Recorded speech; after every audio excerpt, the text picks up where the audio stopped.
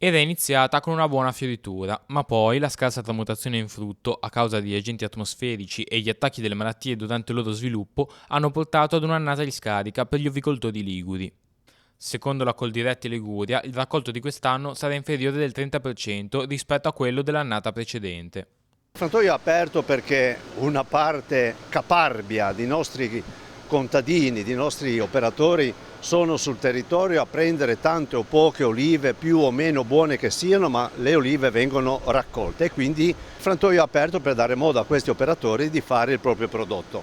Naturalmente c'è questa seconda possibilità che la cooperativa vuol dare, perché ci sarà una carenza effettiva grande di olio rispetto alle quantità piuttosto cospicue che c'erano.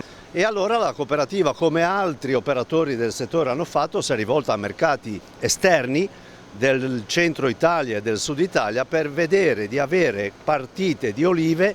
Si arrivava da 2 anni positivi, un anno di scarica ci sta anche nel giro delle stagioni, questo però mette in difficoltà anche chi lavora in questo settore, anche la cooperativa in questo senso ne sta risentendo. Ci stanno gli anni di scarica.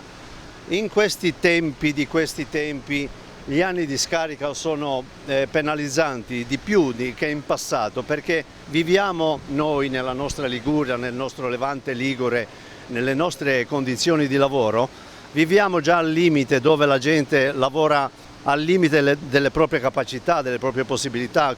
È sempre più difficile trovare operatori, gente che rimane ai nostri terreni. Quando arriva un anno come questo c'è proprio un diffondersi del malumore e che porta allo scoraggiamento nei nostri coltivatori. Quindi un anno così fa male un po' a tutti, fa male agli operatori e fa male anche un po' al mercato.